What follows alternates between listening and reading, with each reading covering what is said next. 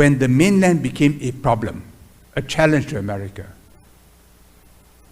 The Korean War, the Seventh Fleet came in. It was in American interest to keep the two apart. Kissinger, when he negotiated normalization of relations with China, in his meetings with Zhou Enlai and Mao Zedong, said, again and again, the conversation came back to Taiwan. That on this issue, the Chinese showed no flexibility. It's bedrock. It is not a card which America can play against China because it would lead to a rupture and maybe even to war. And in recent years, relations have become quite bad. Both sides think of war scenarios. What happens if there is war? What will each side do? If China were to forcibly take over Taiwan, what would the US do? These are scenarios which the Indo-Pacific Command, as a matter of professionalism, have to think through and exercise. RAND has also done such exercises. I think the US have come to the conclusion that if it's a conventional war, there is no certainty of winning. In fact, there's a good chance that they may lose. Because China now has hypersonic missiles. We can travel maybe 2,000–3,000 kilometers to hit US aircraft carriers, which means that aircraft carriers have to stay away and cannot intervene in Taiwan. So for the Americans, if they want to deter China, they must be able to threaten China with nuclear weapons, tactical, and maybe up the scale if necessary. And you can be sure that on both sides, in dark rooms, there are strategic thinkers who work through the scenarios. China knows that the US wants to deny it a counter-strike capability. They put their missiles now on high-speed train. It's about the same length. And China has lots of tunnels, so they can hide the missiles in the tunnels. But today with satellites, you can monitor every railroad, every fast train, the entrance and the exit to every tunnel. So China is not sure that its land-based ICBMs can hit back. So they know they need submarines. And the only sea which is deep enough is the South China Sea. And in ASEAN, we don't want to get involved in this. We have our claims, we have our economic interests, but we are not involved in nuclear warfare. And the reason for AUKUS is to add maybe another 8 Australian attack submarines so that every strategic submarine in the PLA Navy can be tracked and hunted down. Now this is, to me, madness, you know. They are thinking of the possibility of a nuclear exchange. But when I was in the military, this is my job. I got to think through all this. So China knows that it must have an assured counter-strike capability because the US wants to deny China a counter-strike capability. So from a few hundred warheads, it's going to increase it to maybe 1,000–2,000, I don't know. And we read that in Xinjiang, they're building many silos. So maybe for every ICBM, they may have 2 empty silos, like an MX game, you know, so that it's hard for the Americans to destroy everything in the first strike. Now, if I were Taiwanese, think about this. In 10 years' time, China will have almost a certain counter-strike capability against the US. So at a conventional level, they may not prevail. At the nuclear level, the risks are too high. At that point, the pressure on Taiwan, political, military, economic pressure, is bound to grow. So therefore, the status quo is a ticking bomb. To say, keep the status quo, is to say, let it tick. it will not take forever. In 10 years' time, you'll be ticking much faster. Lee Kuan Yew had always taken the position that it is better for Taiwan to negotiate with the mainland earlier rather than later. Because the longer you wait, the weaker your relative negotiating position. But of course, there are Taiwanese who believe that maybe if you wait long enough, something will happen to the mainland.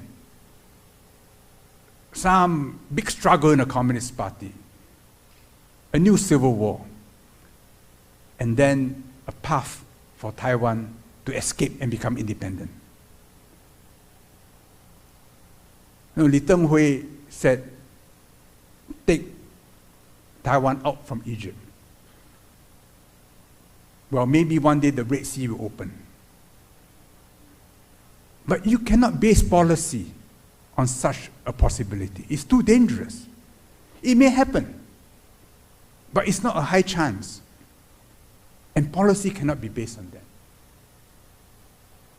So, from me watching this, with some emotion, but not with the emotion of a Taiwanese, I say, no, better to negotiate now.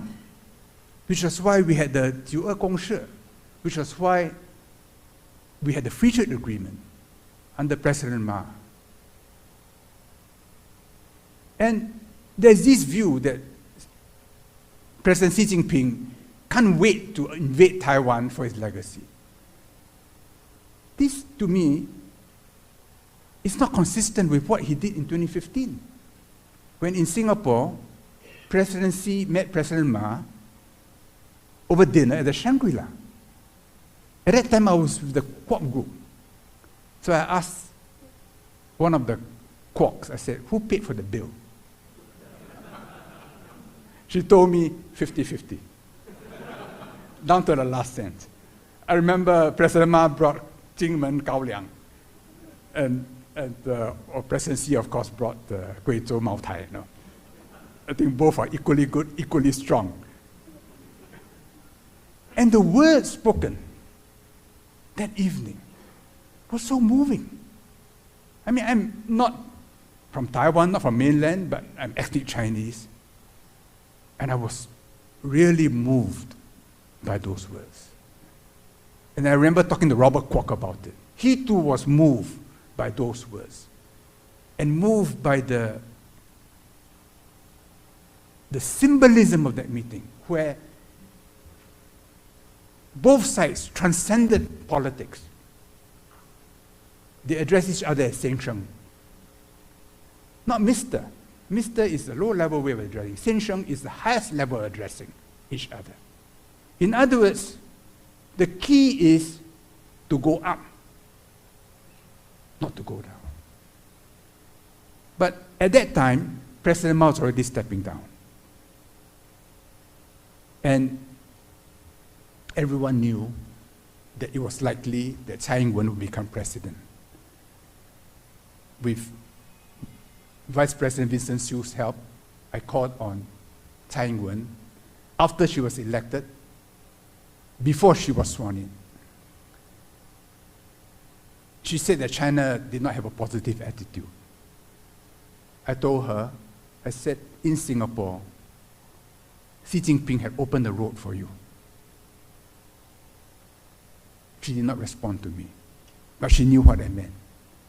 But I knew that she could not take that road, because that road requires her to accept a one China consensus. And she could not take it. In the DPP constitution, it says, our goal is an independent republic of Taiwan. Even though both Chen Shui-bian and Tsai Ing-wen swore on the Mingguo Xianfa of one China. So this is something which is very wrenching for Green Taiwanese. They know that there is a road. But that road means that there could be a trap. Because one China may mean one PRC, equal 两制. So they say no. The alternative is a dead end and tragedy. Not just for Taiwan and the mainland, but I think for Singapore and for the entire region, for the world, if there's war between China and the US. This road is not a superhighway, but it's not a bad road. And one China, the PRC did not say one PRC policy, it says one China. It did not say when. It says 什么都可以谈. You can discuss everything. So when Tu Lilun, whom I had dinner with last night, he was in America. He said there is no consensus on the one China consensus, on the 九二共识. He said, I was just using the words of Hu Zhenfu. Ambiguity is the key to the future. I mean, in Tai Chi, I do Tai Chi for 15 years. Tao Te Ching, the second line, 名可名,非常名. If you define it too much, it disappears. So ambiguity is necessary. The mainland will accept some ambiguity. Taiwan should accept some ambiguity. The problem is the DPP constitution.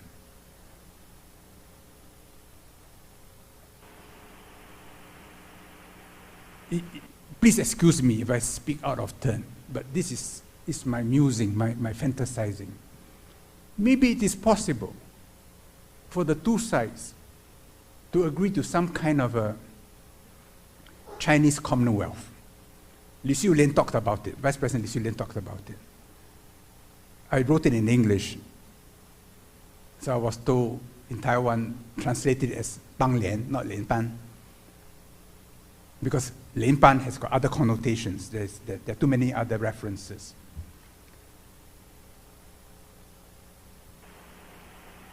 There are precedents. In Iceland, the Icelandic people met every year in the Rift Valley. They make laws. They talk about trade disputes. They pass judgments.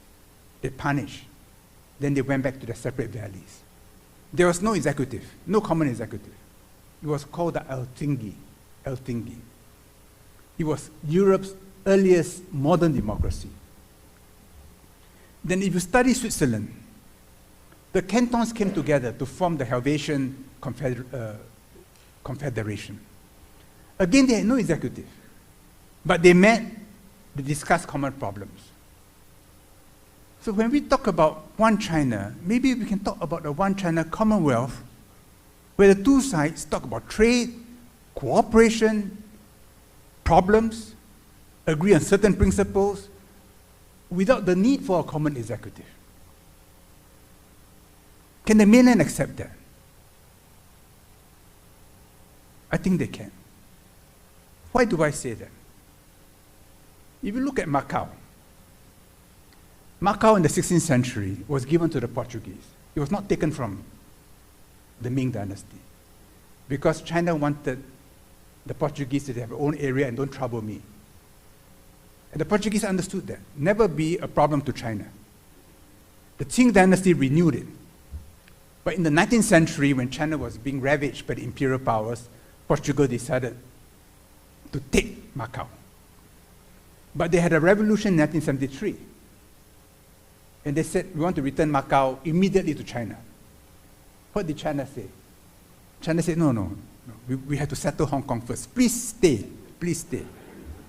So it was only in 1999 that Macau returned to the mainland. And even to today, there is no practical change in how Macau is run or the Macanese way of life. We do not know what China will be in 20 years' time. China today is very different from China 20 years ago. Unrecognizable